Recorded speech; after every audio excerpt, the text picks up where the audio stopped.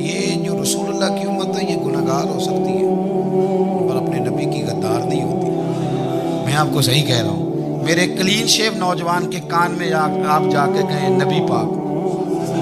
چاہے اس نے نماز نہ پڑھی ہو، چاہے اس نے داڑھی نہ رکھی ہو، آپ حضور کا نام لیں اس کے رونگٹے کھڑے ہو جاتے ہیں، اس کی طبیعت، اس کا دل دھک دھک کرتا ہے، اس کی ایک ایک روح سے محمد محمد کی آوازیں نکلتی۔ یہ فیض ہے رسول پاک کا اور یہ کرم ہے اللہ کا اس امت کے ساتھ۔ امیر ملت پیر جماعت علی شاہ صاحب محدث علی پوری فرماتے ہیں، ایک جگہ ہندوؤں کا جلسہ تھا، ہندو پنڈت تقریر کر رہا تھا، اس نے نبی پاک صلی اللہ علیہ وسلم کی شان میں معاذ اللہ کو بیعت بھی کر دی۔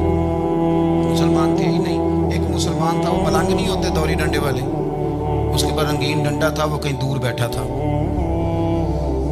تو اس نے سن لی اسپیکر چل رہا تھا، تو وہ ڈنڈا لے کے تو سٹیج پہ چڑھ آیا، وہ کہتا میں نے پنڈت کے ساتھ میں مارا یہ کیا پر مارا ذرا صحیح کر کے، وہ ڈھیر ہو گیا، لوگوں نے گرفتار کر لیا، جیل میں چلا گیا۔ پیر صاحب کہتے ہیں میں ملنے گیا،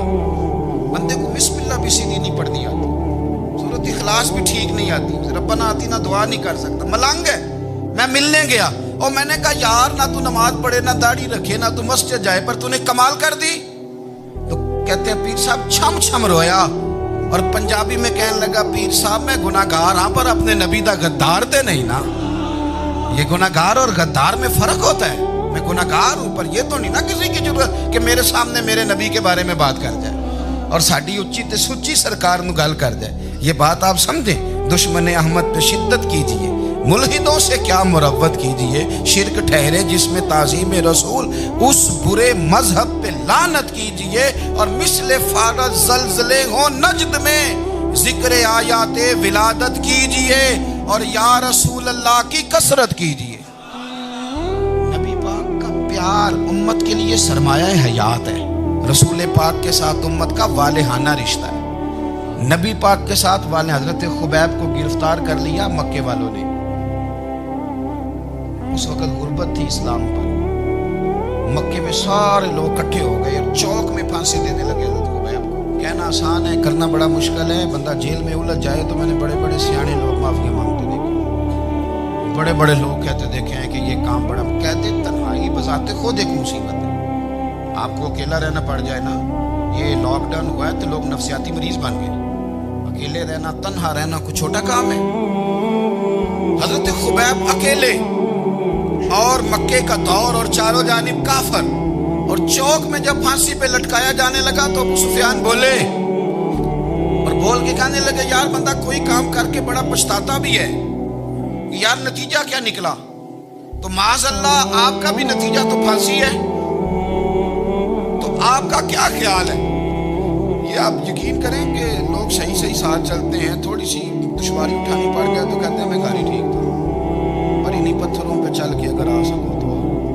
میرے گھر کے راستے میں کوئی کہکشاں نہیں ہے۔ لوگ نا میٹھا میٹھا کھانا چاہتے ہیں، تھوڑا کڑوا آ جائے تو مصیبت بن جاتی ہے، کہتے ہیں سارے فلانے سے پیار کریں گے تو میں کروں گا، سارے مخالفت بھی کریں گے تو ہم بھی انشاءاللہ پیار ہی کریں گے۔ یہ کیا بات ہوئی کہ ہم زمانے کا رنگ دیکھ کے چلیں گے؟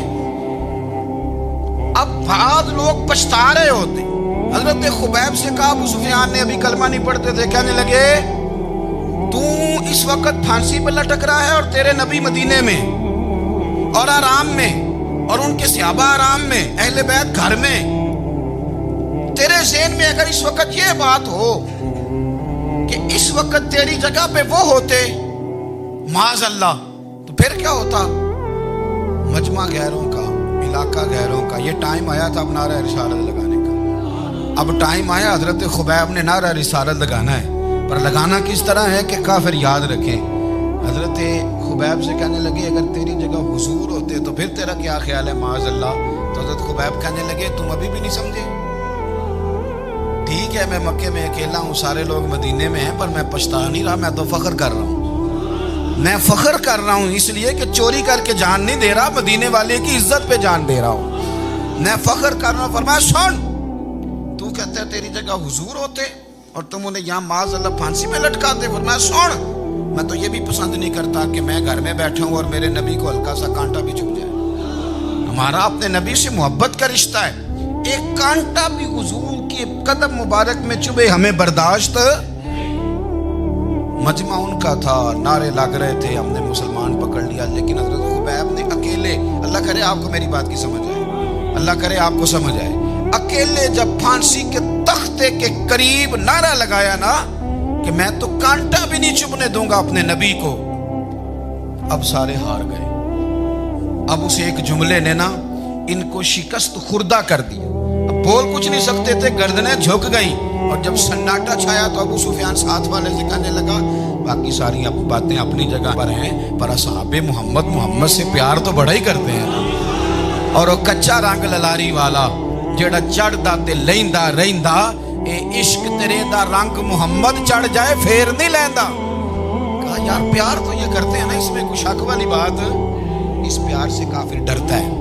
नबी पाक के साथ जज्बाती वाबस्तगी, हुजूर के साथ गुलामों का जज्बाती रिश्ता, और नबी पाक सल्लल्लाहु तआला अलैहि वसल्लम की आमद पर तशक्कुर के जज्बात।